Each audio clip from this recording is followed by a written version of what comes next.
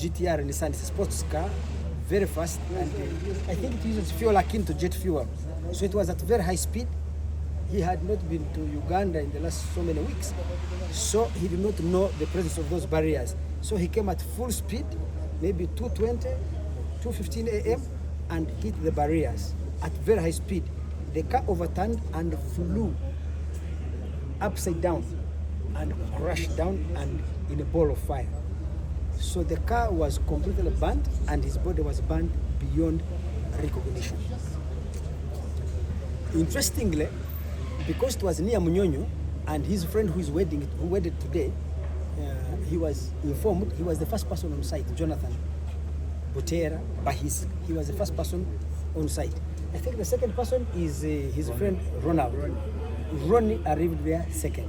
So Ronnie, I think, called Bongo. Bongo is Sudir's handler.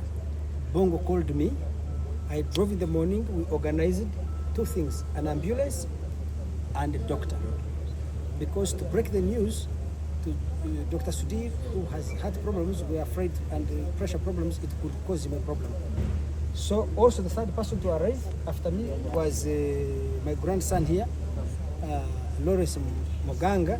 He's the Vice Chancellor of Makerere University. Hired specifically, by the way, I think identified, headhunted, and finally hired by Rajiv himself. So that is what happened. So we come here, Bongo and I go to Sudir's bedroom, wake him up and inform him of what has happened. Jason was already praying. She was in another room praying. We go and also break her the news. This was at exactly Sudir at around about 3:50, Jason at about 7 minutes past 4. Yes. And that's why we are. Usually they pick up those people from the airport. What happened? Which people from the airport? He was not coming from the airport. He came from here. He came to Uganda on Wednesday. So he was here on Thursday. In fact, on Thursday he had lunch with his dad at the office. Last night he had dinner with his mother at Izumi. They must have left Izumi around 9:30, 10. Because Sudir says he called him at 10:30 saying, Dad, because when he dropped the mother here, he asked the mother, can we go out? The mother said, no, I want to rest. So he called the father and said, Dad, can you come and join me out and have a drink? The father said, no, I am also tired. I have been at the function, so I'm now tired.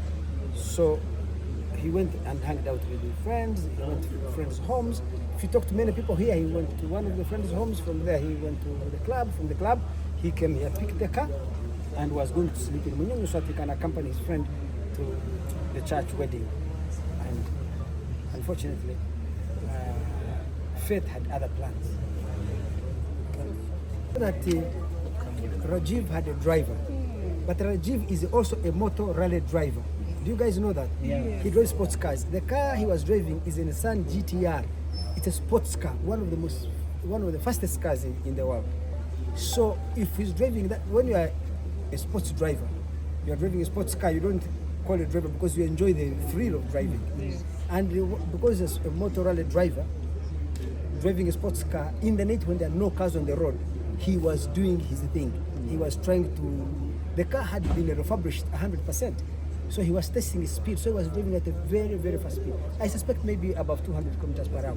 Remember, at 2 a.m., you don't have vehicles on the road. And on the expressway, because you don't have incoming traffic, because it's what they call a dual carriageway, he could unleash the full power of the vehicle. And I think that because if you see what happened on the accident, when he hit the barriers, he scattered them. Actually, the car broke them out and threw them out off. If anyone was driving behind him, they would have passed him easily. And then the car, upon impact, turned upside down. The fuel it uses is highly flammable. It's like a jet engine, so the car burst into flames. Both the car and him were completely burnt. The car ashes him to beyond recognition.